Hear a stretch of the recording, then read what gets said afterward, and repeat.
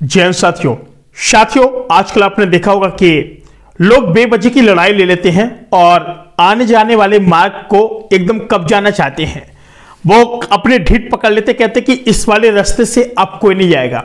Suppose that कुछ मकान यहां पर बने हुए हैं, यहां पर कॉलेज स्कूल विद्यालय है, यहां से कोई रास्ता गया है और इस साइड से भी रास्ताएं काफी सारी गई हैं, इस साइड, और इस साइड से भी रास्ताएं गई हैं काफी सारी, इस साइड से भी रास्ताएं गई हैं। लेकिन कुछ लोग होते हैं यानी जिनका मकान यहां पर बना हुआ है, ये लोग क्या करते हैं, आने वाले मार्ग पर अवरोध पैदा कर देते हैं। यानी मेन रास्ते यहां से भी बंद कर देते हैं लोग, और ये लोग यहां से भी बंद कर देते हैं, और जो यहां से रास्ता आई थी यहां से निकलने के लिए यहां से भी, यहां से भी, यहां से भी ये लोग मेन रास्ते यहां से बंद कर देते हैं और क्या कर देते हैं, तारबारी कर देते हैं। अब क्या है, यहां पे अवरोध पैदा हो गया भाई। अब ये जो रास्ता बंद हो गया है, अब क्या होगा। इन्होंने कहा कि भैया पानी बंद कर लो इन लोगों से, क्योंकि इनकी नाली का पानी इस वाले रास्ते के यहां से निकल रहा था और इनका भी पानी यहां से निकल रहा था, इन भाई साहब का भी। अब क्या किया, इन्होंने कहा इनसे कि इनसे भी बोला और इनसे बोला कि आपकी नाली का पानी बार बार इधर आ रहा है और पूरा रोड भीग जा रहा है और हमको पूजा वूजा के लिए जाना पड़ता है। यानी अभी तक कुछ नहीं था, अब बेफिजूल की बात करके मैटर खड़ा करना। देखो उन्होंने कहा कि यहां से पानी आनी बहता है और हमको पूजा पाठ करने जाना पड़ता है, और हम क्या करेंगे, अगर ये नाली ये रास्ता नहीं सूखती है तो हम क्या करेंगे, रास्ता बंद कर देंगे। ये दो घर वालों ने कहा ठीक है तुम करके दिखाओ, हम देख लेंगे। इन्होंने भी ठानी, और ये भाई साहब इनकी भी नाली कहां है, इसी रास्ते में है, इसी रास्ते से पानी निकल रहा है।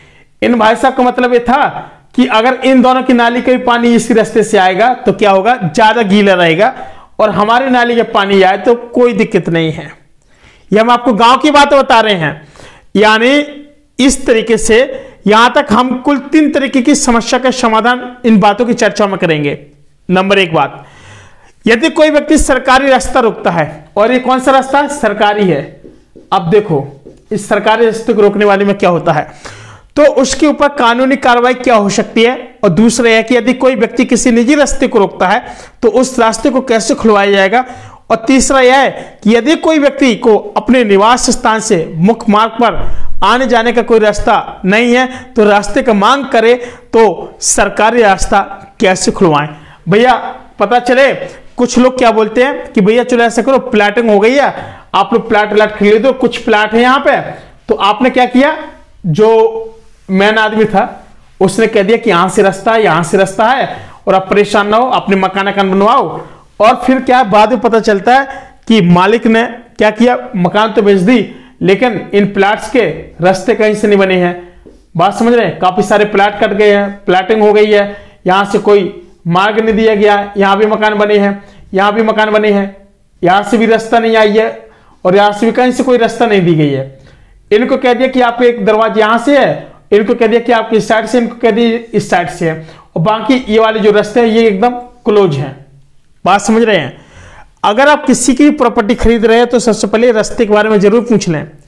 अब आपको बताएं, अगर आपको चाहिए कि सरकारी रास्ता भी निकलना चाहिए, सरकारी, तो भाई वो भी निकलता है, बिल्कुल निकलता है। चारों तरफ से भाई लोगों के दरवाजे होते हैं, आजकल हाईवे निकलते हैं, तो एक इस साइड से, लेफ्ट साइड से, राइट साइड से भी लोग दरवाजे कर लेते हैं। बात समझ रहे हैं, चारों तरफ से दरवाजे कर लेते हैं आजकल लोग। अब बात सुनिए, यदि कोई व्यक्ति सरकारी रास्ते पर आने जाने से रोकता है, यानी सरकारी रास्ते पर गैर कानूनी तरीके से अतिक्रमण किया गया। भैया सरकार का रास्ता है और आप लोगों ने क्या, तारबारी कर दी, निकलो, कौन निकलता है देख लेंगे, तुम्हें देख लेंगे, चाचा विधायक है हमारे, ठीक है।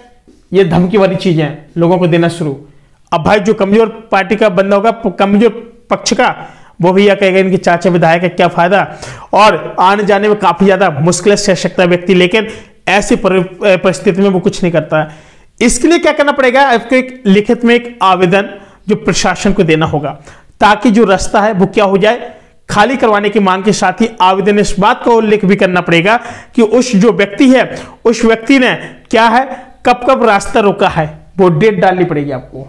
डेट डालो, कब कब रास्ता रोका है, पहले आप उसका लिखित में ब्यौरा बनाओ, और उस पर कोई विचार विमर्श नहीं किया गया। ऐसे में परिस्थिति पर आप क्या करें, सीआरपीसी का या फिर सेक्शन 133 के तहत एसडीओ कोड में आवेदन दें और जो रास्ता है रास्ता खाली करवाने की आप लोग क्या करें, डिमांड करें कि भैया रास्ता खोलो और हमें यहाँ बहुत ज्यादा जरूरत है।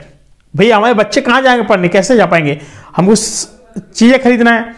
अब क्या होगा कि अगर ऐसी में भी नहीं मांगता है तो यदि एक साथ जो पब्लिक जो पिटीशन होती है ना, जिला प्रशासन को देंगे। ऐसे में क्या होगी कि जल्द कार्रवाई अगर नहीं हो पा रही है तो इसमें जल्द कार्रवाई आपकी शुरू हो जाएगी।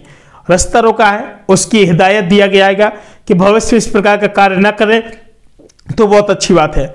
लेकिन व्यक्ति अगर रास्ता रोकता है उसको भी हिदायत दिया जाएगा और अगर उसने एक काम दोहराया तो उसके ऊपर क्या करेंगे, एफआईआर भी दर्ज कर सकते हैं, उसे जेल भी जाना पड़ सकता है। और निजी रास्ते कैसे खुलवाएं, यदि आपका कोई निवास स्थान से मुख्य मार्ग पर आने जाने के लिए बीच में कोई निजी रास्ते पर क्या करता है, अपना कब्जा करता है और रास्ते को अचानक से रोकता है तो आपको बता दें और वो लेकिन जो आपने जो भले ही नक्शे में वह रास्ता पास हो या ना हो, यदि किसी प्रकार से जैसे क्या होता है कि आजकल नक्शा है वो उसमें पास नहीं होता है, लेकिन ऐसी परिस्थिति में आपको एक आवेदन जिला अधिकारी के नाम से तैयार करना होगा।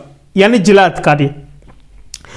अधिकारी के कार्यालय में जमा करना होगा। उस आवेदन में इस बात का भी जिक्र करना होगा कि आप उपयुक्त रास्ते पर आने जाने के लिए पहले से उपयोग कर रहे हैं, जितना दिन से आप उस रास्ते का उपयोग कर रहे हैं उस प्रकार का आवेदन में दर्शाएं।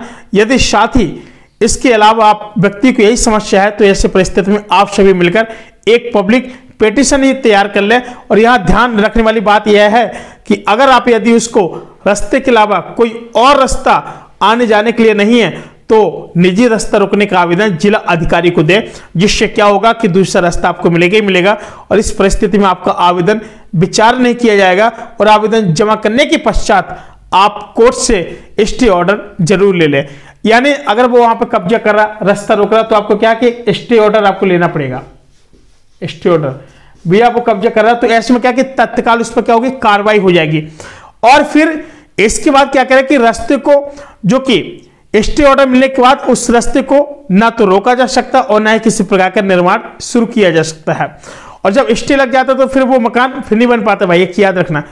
इस पर अंतिम आदेश पारित ना हो जाए, नया रास्ता खुलने तक का जो तरीका है, निवास स्थान से ऐसी जगह पर जहां मुख्य मार्ग होता है उसमें आने जाने के लिए कोई भी रास्ता नहीं है तो ऐसी परिस्थिति में आप रास्ते की मांग करेंगे और अधिकारी से कर सकते हैं। यदि आपका कुछ निवास स्थान कुछ ऐसी जगह पर है जहां से आपने पहले से छोटे रास्ते के लिए द्वार आते जाते थे, लेकिन किसी निजी खेत से आते जाते थे और खेत की बॉर्डर से आते जाते थे, तो ऐसी परिस्थिति में आप नए रास्ते की मांग कर सकते हैं। लेकिन यहां पर आपको ध्यान में रखना होगा कि जहां से आप रास्ते की डिमांड कर रहे हैं वहां पर भी आपका निवास स्थान होना चाहिए, ना कि खेती का जमीन। आपका निवास स्थान होना चाहिए, एक याद रखना। और लेकिन एक चीज और बता दें आपको कि ऐसी परिस्थिति में अगर आपका नया रास्ता खुलवाने के लिए आपको क्या एसडीएम और एसडीओ के आग्रह कर सकते हैं। तो ये यदि अगर मतलब तो चलो आप लोग आग्रह करेंगे और यदि इस तरीके से अगर होता है तो रास्ते का समस्या वही समस्या और भी व्यक्ति की है तो आप पब्लिक पिटीशन तैयार करें। यदि आप लोग नगर निगम में रहते हैं तो नगर निगम कार्यालय में आवेदन को इसको जमा करें। ये सारी जो चीजें हैं इन सभी प्रोसेस से आपको जुड़ना पड़ेगा और रास्ते के निकालने के लिए आपको ज्यादा से ज्यादा मेहनत करना होगा, उसके लिए बाद ही वहां से रास्ता निकल सकता है। बात समझ रहे हैं? और आप सहमति से रास्ता निकाल सकते हैं तो बहुत ही अच्छी बात है। और आप जोर जबरदस्ती ना करें, उनको समझाएं, प्यार से समझा बुझाएं ताकि वो रास्ता आपको आसानी से दे सके। साथियों फिलहाल आज के लिए इतना ही, मिलते हैं कोई नए वीडियो, तब तक के लिए नमस्कार।